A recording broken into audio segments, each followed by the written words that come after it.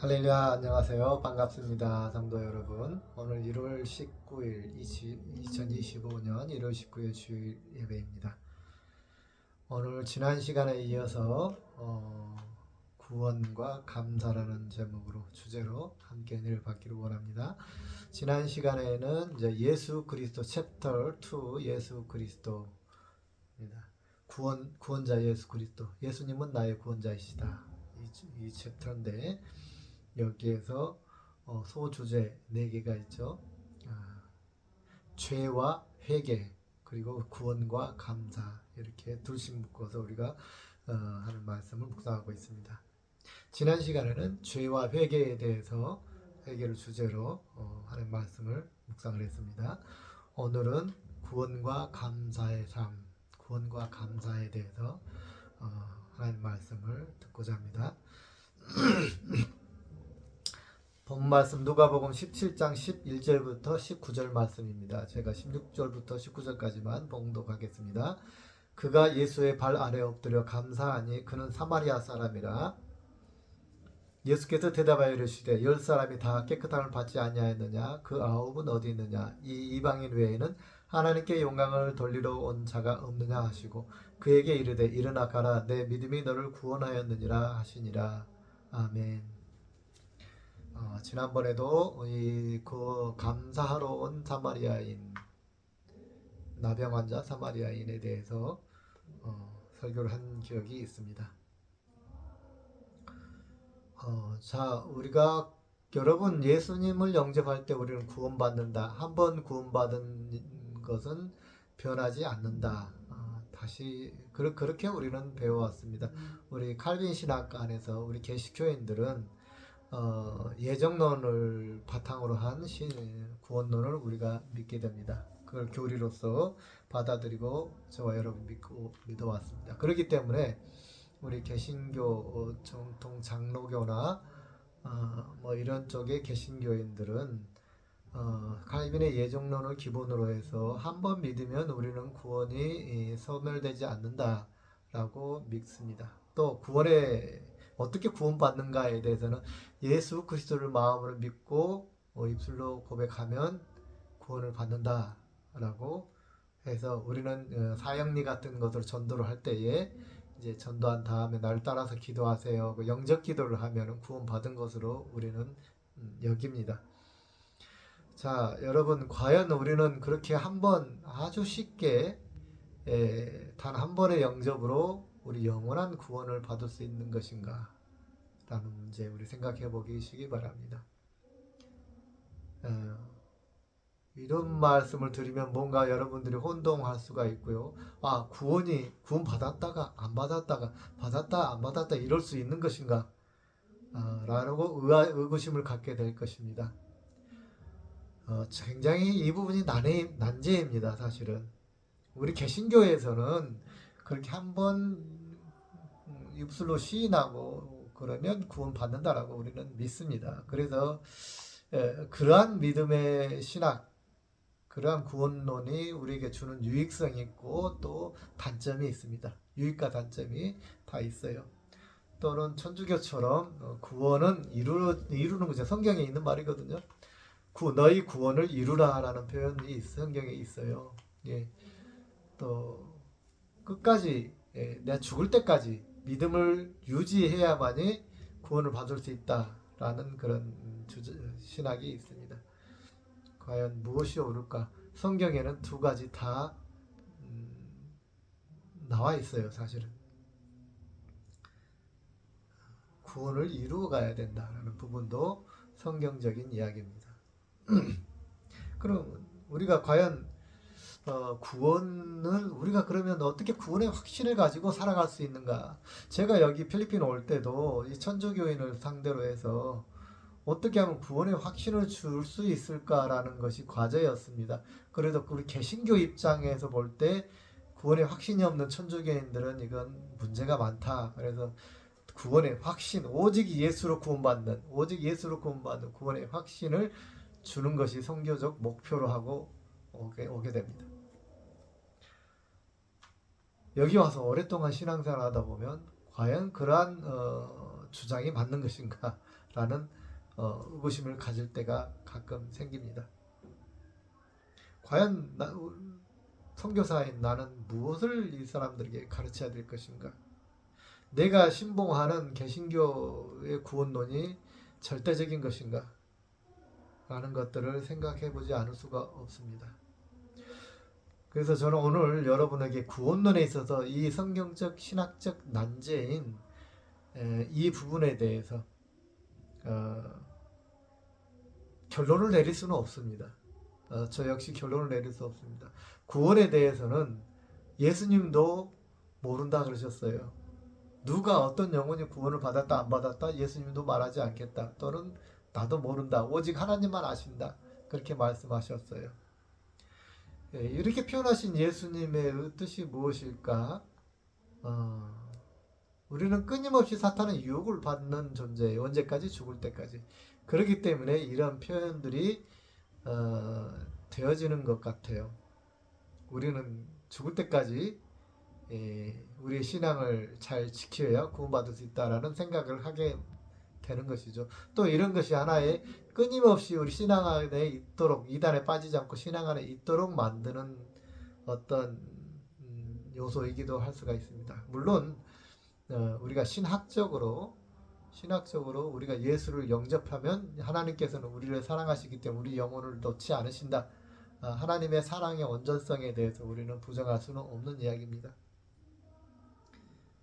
그러나 우리 현장 속에서 분명히 예수님을 열심히 믿다 시험 든 사람들이 있단 말이에요. 이 사람들 어떻게 할 것이냐? 물론 그분들 중에 마지막에 죽기 전에라도 회개하고 다시 하나님을 영접할 수도 있지만 그렇지 못한 사람도 분명히 있단 말이죠. 그러면 어떻게 해석할 것이냐라는 생각들이 있습니다. 자, 그런데 이렇게 복잡한 거 신학적으로 골치 아픈 이야기를 지금 하고자 한 건 아닙니다. 오늘 말씀하시려고 하는 포커스는 우리가 어떻게 구원받는가 로마서를 기준으로 해서 사도 바울의 신학을 기준으로 해서 우리는 믿습니다. 그래서 구원받는 거 오직 예수 그리스도를 우리가 입술로 마음으로 받아들이고 입술로 고백하고 우리 죄를 회개하고 먼저 지난 시간에 했죠. 회개해야 됩니다. 회개 없이 값싼 복음으로 우리가 구원받는 건 아니에요. 그렇기 때문에 반드시 회개가 있어야 되고요. 이 회개는 우리가 죽을 때까지 사탄의 유혹이 왜냐하면 우리 사탄의 유혹이 죽을 때까지 계속되기 때문이에요. 그래서 그 사탄의 유혹이 우리는 가끔 넘어지기 때문이에요. 그러나 그렇다고 해서 우리의 구원을 거기에 다 내어주면 안 된다는 겁니다. 그런 나약한 믿음을 경계하기 위해서 우리는 계속 회개와 구원의 확신 속에서 오직 믿음으로 구원받는다는 확신 속에서 우리는 신앙을 이어가야 될 것입니다. 우리 구원에 대해서는 우리가 이미 지금까지 잘 알고 있는 것입니다. 그런데 이제 감사의 삶입니다. 구원과 감사는 어떤 연관이 있는가? 내가 구원의 확신을 가질 수 있는가라는 것이죠. 어떻게 하면 가질 수 있는가? 라는 것입니다. 이 말씀에 대해서 이런 표현을 한번 해봤습니다. 감사는 구원의 증표이다. 구원받은 증표이다. 여러분 어떻게 생각하십니까? 이 문장이 타당성이 있다고 보십니까? 감사는 구원의 증표이다. 우리는 구원을 고백했음에도 불구하고 때때로 내가 구원받았는지 불안할 때가 있단 말이에요. 저 역시도 학창시절에 구원에 대해서 굉장히 불안했었어요. 이론적으로 조상 때부터 나는 유아 세례를 받고 믿는다라고 지식적으로 믿어왔단 말이죠. 그래서 나는 구원받을 거야 하는데 정말 마음속에는 정말 구원받을까? 불안감이 있더라는 거예요. 언제부턴가 그 불안감이 사라졌어요. 그래서 저는 생각해 봅니다. 과연 우리가 구원받은 증표가 무엇일까? 물론 여러 가지를 들 수 있습니다. 여러 가지를 들 수 있는데 오늘 본문 말씀에 근거해서 구원받았음의 증표가 감사가 될 수 있다라고 저는 생각을 해보았습니다. 이 구원과 감사를 연결지어서 생각을 해보자는 것입니다. 자, 감사라는 건 무엇입니까? 거짓으로 감사할 수 있습니까? 물론 물론 상업적인 목적에서 백화점에서 감사합니다 할 수는 있어요.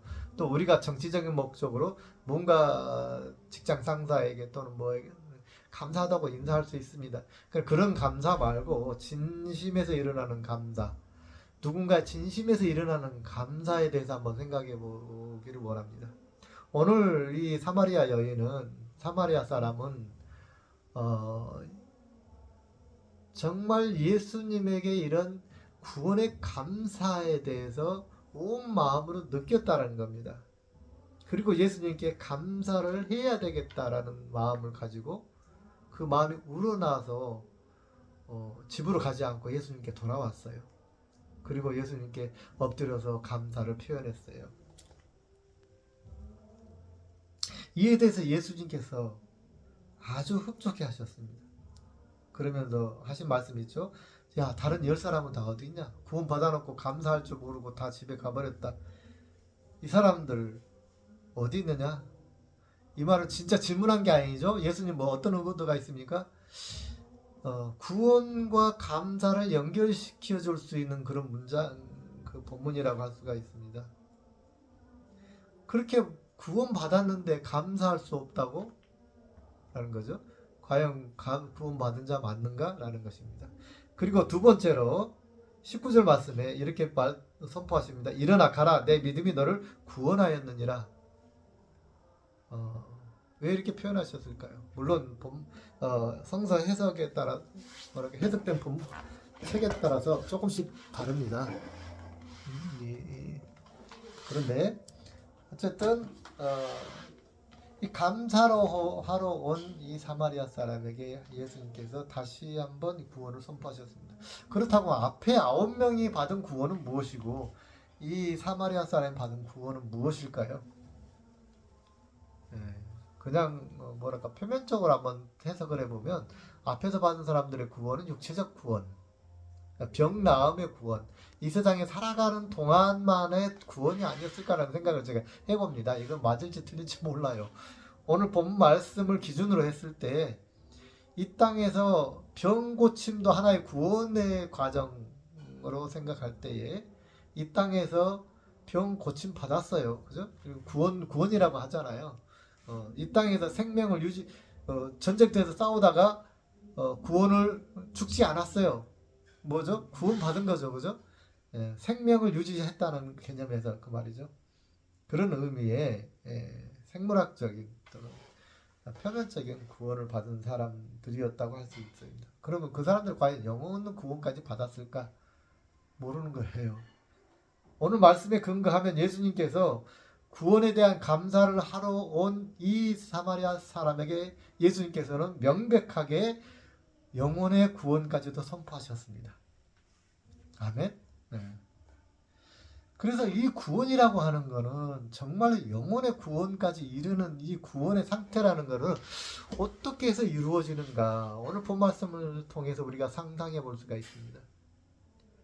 그냥 입술로서 내가 정말 감동함이 없이 마음의 우러남이 없이 지식적으로 복음을 전달받아서 내 입술로 고백할 수도 있습니다. 그것마저도 성령의 역사가 아니면 할 수 없다라고 신학적으로 이야기합니다. 분명히 성경에 보면 너희가 성령의 능력이 아니고서는 예수를 입술로 시인할 수 없다라고 그랬어요. 그렇기 때문에 예수님을 내가 믿는다라고 고백하는 순간에 이미 성령께서 우리에게 역사하신 것이다. 임재하신 것이다. 내주하신 것이다라고 신학적으로는 이야기를 합니다. 저는 그 말을 반복할 생각은 없습니다. 그러나 분명히 오늘 말씀을 통해서 우리가 깊이 한번 생각해 보자는 것입니다. 구원의 상태가 과연 어떤 상태일까? 내가 과연 나의 구원의 상태, 내가 예수를 믿게 된 상태는 무엇이었을까? 과거에 무엇이었죠? 정말 마음의 깊은 감동과 감사 속에서 구원을 받아들였는가 하는 것을 생각해 보자는 것입니다. 감사라고 하는 것은 진정한 감사에는 거짓이 있을 수가 없습니다. 진정한 감사에는 예수님에 대한 신뢰가 없이는 진정한 감사를 할 수가 없는 것이죠. 그런 의미에서 구원과 감사는 아주 밀접한 관련이 있다는 것을 오늘 본문이 이야기해주고 있습니다. 감사는 거짓을 할 수가 없어요. 거짓으로 감사할 수가 없어요. 예수님 앞에 진정으로 마음으로 이성적으로도 예수님을 영접하지만 감성적으로도 영접했다는 것이에요. 이 사마리아인은 마음으로도 감성적으로도 이 예수님의 사랑을 구원을 십자가를 경험했다라는 것입니다. 전인적으로 예수님을 받아들였다는 것을 이야기하고 있습니다. 아멘. 전인적인 받아들임을 오늘 우리가 묵상을 해봐야 됩니다.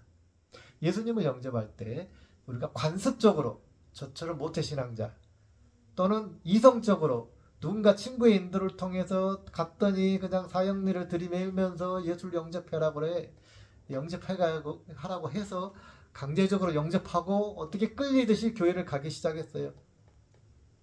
그런 상태를 지나쳐서 이제 드디어 뭔가 말씀이 내 마음을 터치하고